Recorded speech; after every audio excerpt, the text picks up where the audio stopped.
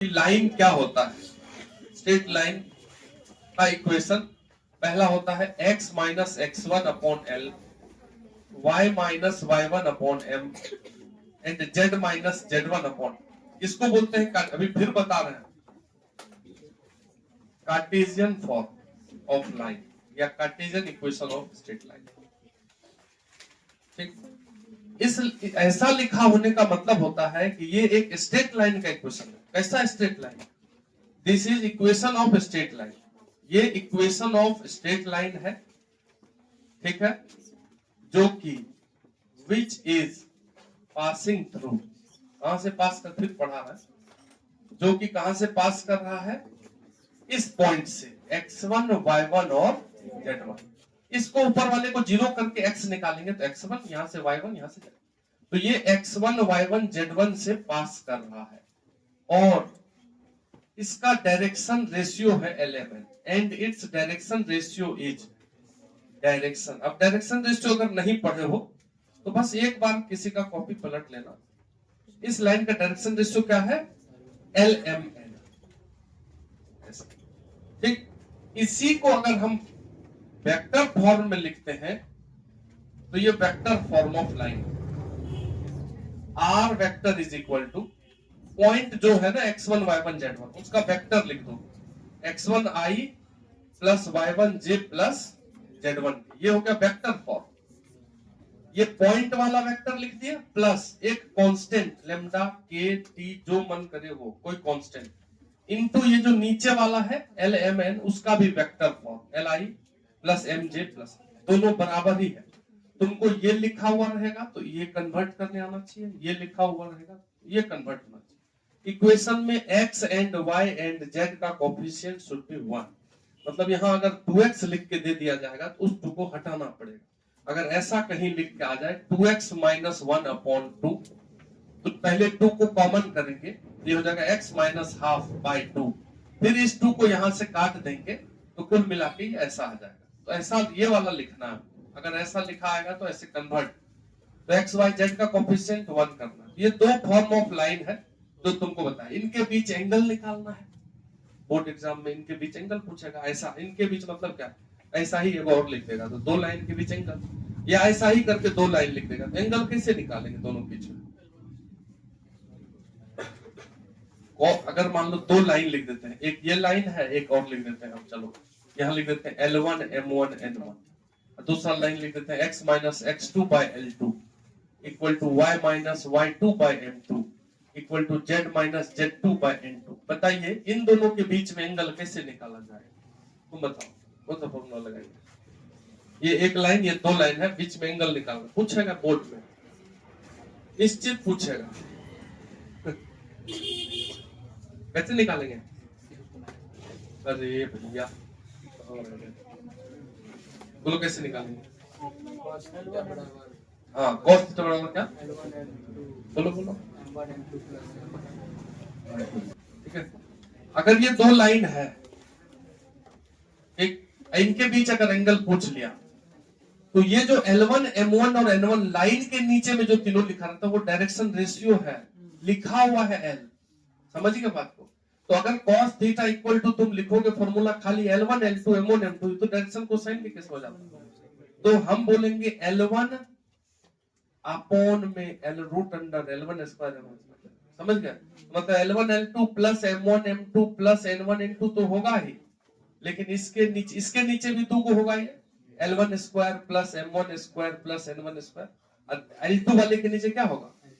L2 square plus M2 square plus ये दोनों। ये हुआ तुमको एंगल बिटवीन टू लाइंस। इस टाइप का अगर दिया रहेगा, ऊपर वाला खाली लिख के बना दोगे तो गलत आएगा। समझ गए कि नहीं बात को? लाइन के केस में इस नीचे वाले को डायरेक्शन रेशियो समझना है, भले वो L में लिखा हुआ है, कुछ भी लिखा रहे तो फॉर्मूला याद कर सकते हो। ये दो लाइन के बीच एंगल किस फॉर्मूला से निकालेंगे? L1 L2, ये नीचे वाला दोनों का इनटू, फिर बीच वाले का इनटू, फिर लास्ट वाले का इनटू। जैसे नहीं हो पढ़े हो तो बता दे रहे हैं कि आना ही है इसको। रूट अंडर में इस तीनों का स्क्वायर प्लस रूट इनटू, यहाँ पे इनटू रूट अंडर में उस तीनों, इतना फॉर्मूला। इसको मॉड में ले लेंगे, मतलब एक्यूट एंगल आंसर बोलना है, नेगेटिव वाले पॉजिटिव कर देना है। बताइए ये निश्चित रूप से आएगा, बोर्ड एग्जाम का 100 पूछा हुआ क्वेश्चन सब बार पूछता है। कि दो लाइन दिया रहेगा, बोलेगा इनके बीच एंगल निकालिए, उस समय गड़बड़ कर दोगे। तो नहीं, अगर तुम समझे हो तो ये फॉर्मूला याद कर लो, नहीं तो समझना है इसको बात को, तो इसको लिखिए। कार्टेशियन फॉर्म में अगर लिखा हुआ है तो एंगल ऐसे निकाल देंगे, क्या दिक्कत है इसमें? ऐसे तो एंगल अगर निकालना है तो उसमें ये पॉइंट का कोई रोल है क्या? ये x1 y1 z1 का कोई रोल मिला? सिर्फ किसका रोल है? बस डायरेक्शन रेशियो वाले का। नीचे LMN L2 M2 इसका रोल है। तो एंगल अगर दो लाइन के बीच निकालना है तो डायरेक्शन रेशियो वाला बात को ही कंसीडर करना है। बाकी तुम जैसे मान लो कि वेक्टर फॉर्म में लिख देते हैं दो लाइन, देखिए वेक्टर फॉर्म में दो लाइन लिख देते हैं। एक लिख देते हैं कि r वेक्टर इक्वल टू, ठीक है, एक लिख देते हैं x1i plus y1j plus z1k point plus lambda into l1i plus, वही लाइन को हम बदल दिए ऐसा, m1j n1k लिख दिया ऐसा। और दूसरा लाइन लिख देते हैं r इक्वल टू x2i, बात को समझो अच्छा से, y2j z2k plus lambda into l2i plus m2j plus n2k। इन दोनों के बीच एंगल पूछ लिया, वेक्टर फॉर्म में। तो एंगल डिसाइड कौन करेगा? यही दोनों ना। इससे क्या मतलब है? तो मतलब इन दोनों के बीच एंगल पूछ रहा है, क्योंकि इसका पहला वाला जो लाइन है उसका डायरेक्शन रेशियो यही है और इसका डायरेक्शन रेशियो ये है, मतलब डायरेक्शन यही बताता है, यही बताता है। तो उन दोनों के बीच एंगल निकाल लीजिए। तो हम दूसरे तरीके से भी कर सकते हैं, या तो ये फॉर्मूला याद रखो, cos थीटा बराबर L1 L2 M1 M2 this that. अब देखो तुमको हम थोड़ा सा अच्छा से कर देते हैं कि अगर इसको मान लो एक वेक्टर मान लेते हैं, एक बार और लिखते हैं अस्तित्व तो देखिए, r इक्वल टू मान लेते हैं इसका नाम, इस वेक्टर का नाम है a1 plus a1 vector plus lambda into b1 vector, और दूसरा वाला जो लाइन है उसको भी लिख देते हैं r equal to a2 vector, ये पॉइंट वेक्टर को, अब plus lambda into b2 vector. तो अगर इफ हमको फाइंड करना है इस दोनों लाइन के बीच एंगल, तो हम निकालेंगे b1 b2 के बीच एंगल, बात हो जाएगा। और दो वेक्टर के बीच एंगल कैसे निकालते हैं अभी तो बताए, डॉट प्रोडक्ट से। डॉट प्रोडक्ट से now cos theta is equal to, दो वेक्टर के बीच एंगल निकालना है, b1 और b2 वेक्टर के बीच एंगल निकालना है, तो b1 dot b2 upon b1 का मैग्नीट्यूड अब b2 का मैग्नीट्यूड, इस पे मॉड लगा दो, एक्यूट एंगल निकालना है। अब b1 डॉट b2 देखो कैसे निकल जाएगा तुरंत। b1 डॉट b2 मतलब इसका डॉट इससे करो, तो डॉट करो तो L1 L2 आएगा, I से डॉट करेंगे, फिर M1 M2 आएगा, M1 फिर N1 N2 आएगा, डिवाइडेड बाय इसका मैग्नीट्यूड L1 स्क्वायर M1, ये फॉर्मूला आ रहा है तो तुम थोड़ा सा रिलेट करके पढ़ो, M1 स्क्वायर N1 स्क्वायर, अब फिर रूट अंडर में इसका मैग्नीट्यूड, तो L2 square M2 square N2 square. बता दो जरा क्या आया कि नहीं, ये ठीक है मॉड, समझ रहे हैं? तो समझ के पढ़ना, थोड़ा सा एकदम याद नहीं करना, एकदम आसान है। तुम ऐसे सोचो, कैसे भी सोच लो, बस सोच लो अपने से, तो याद हो जाएगा तुमको ऑटोमेटिक। अगर लाइन के बीच एंगल निकालना है तो मतलब इन दोनों वेक्टर के बीच एंगल निकाल, तुम डॉट प्रोडक्ट से बता दो, तुम फॉर्मूला लिख दो, जो मन करना है कर दो, आंसर तो ही आना। तो एक बार इसको भी लिख लीजिए, शॉर्टेस्ट डिस्टेंस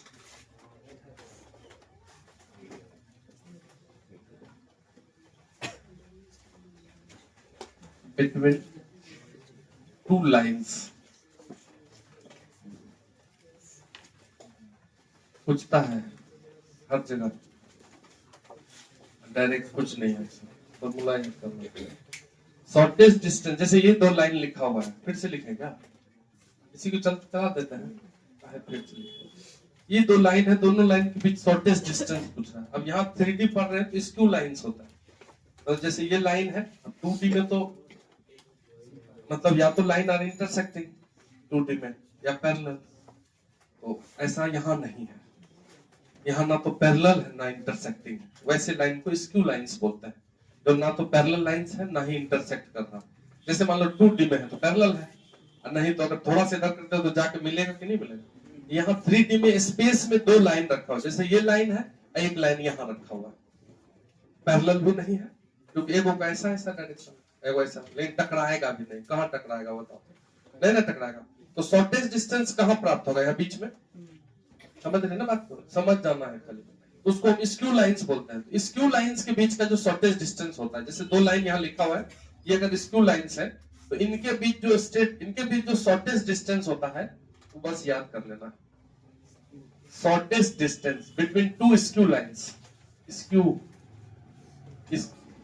दो स्क्यू लाइंस के बीच में शॉर्टेज डिस्टेंस जो होता है, जैसे ये पॉइंट वाला वेक्टर है, ये कौन सा वेक्टर है?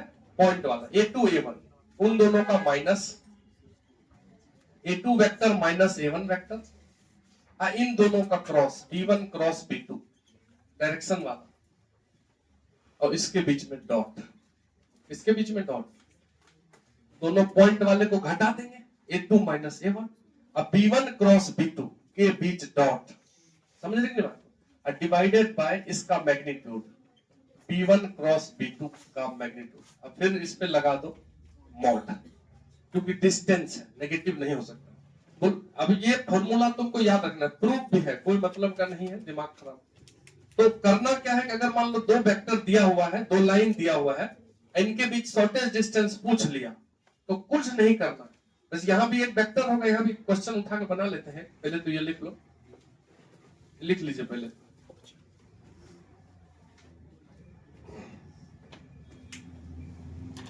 ये इनके बीच में दूरी है, ये लाइन दो को लिखा हुआ है, ये मत समझना किसके बीच में दूरी है, खाली फॉर्मूला मत लिख लेना, ये भी लिखना दोनों लाइन, इन दोनों लाइन के बीच में ये दूरी निकाले, ठीक है? दोनों लाइन लिखा हुआ है, दोनों लाइन के बीच में शॉर्टेज डिस्टेंस, ये स्क्यू लाइंस के बीच में शॉर्टेज डिस्टेंस हुआ, लिख लिए। अगर दोनों लाइन पैरेलल हो जाए, ये भी तो हो सकता है, ये स्पेस में दो लाइन ऐसे जा रहा हो, क्या ये भी तो हो सकता है, ऐसे नहीं जाकर कैसे जाएगा, तो पैरेलल लाइन हो गया। तो अगर दोनों लाइन, यही दोनों लाइन पैरेलल हो जाएगा तो क्या हो जाएगा, जरा समझाओ। दोनों लाइन का इक्वेशन में क्या चेंज हो जाएगा, कौन बताएगा? क्या चेंज हो जाएगा? अगर ये दोनों लाइन पैरेलल हो जाएगा तो क्या चेंज हो जाएगा, क्या बताओ? P1 और P2 दोनों एक ही लिखा रहेगा, तब हम समझेंगे कि दोनों पैरेलल है। समझे बात? यहाँ P1 जो लिखा रहेगा वही अगर B2 की जगह भी लिखा रहेगा तो समझ जाएंगे दोनों का डायरेक्शन रेशियो एक ही है, ना दोनों पैरेलल हो जाएगा। तब दूसरा फॉर्मूला यूज करेंगे, समझ गए? अगर इसी के नीचे, इसके नीचे हम लिखेंगे कि if B1 vector is equal to B2 vector, दोनों सेम ही हो जाए, मान लो दोनों की जगह B आ गया, तो then lines are parallel in space. मतलब अगर यहाँ हम B1 ये लिख लिए हो ना दोनों लाइन, अब अगली बार में दोनों लाइन को बदल के दोनों B लिखेंगे, B1 B2 से, तब जो शॉर्टेज डिस्टेंस होगा, ठीक है, देन इसको हम बोलेंगे पैरेलल लाइंस, पैरेलल लाइंस। और इस केस में जो शॉर्टेज डिस्टेंस का फॉर्मूला आएगा, in this case shortest distance equal to, जो दोनों का B है ना, तो B cross A2 minus A1, A2 A1 को घटा देंगे और उसको B से क्रॉस कर देंगे, डिवाइडेड बाय B का मॉड, मैग्नीट्यूड, इसका होल मॉड, मतलब मैं पॉजिटिव ही देना। ये हो गया शॉर्टेज डिस्टेंस का फॉर्मूला। अगर दोनों लाइंस आर पैरेलल, जो B वेक्टर है उसको किससे क्रॉस करना है? इन दोनों के माइनस क्रॉस करना आता है। जैसे क्रॉस करना नहीं आता है तो 2 मिनट में सिखा देंगे फिर से, कोई दिक्कत नहीं है। दो वेक्टर का क्रॉस कैसे करते हैं, अगर नहीं जानते हैं तो फिर बताएंगे, प्रेशर नहीं लेना। ये B को किससे क्रॉस करना है? A2 minus A1। तो ये दो वेक्टर दिया रहेगा, दोनों को घटा देंगे, सामने सामने एक वेक्टर निकलेगा, उसका क्रॉस करेंगे ये B से, क्रॉस कर दिए, और उसके बाद उसको किससे भाग दे देंगे? B के मैग्नीट्यूड से। अब फिर जो ये क्रॉस प्रोडक्ट आएगा वो भी वेक्टर ही आएगा, तो उसका मॉड। अभी क्वेश्चन कर लेंगे तो बना लोगे, पहले ये फॉर्मूला लिख, ये वेक्टर लिख करके, ये लाइन लिख करके ये फॉर्मूला लिखोगे तो अच्छा रहेगा।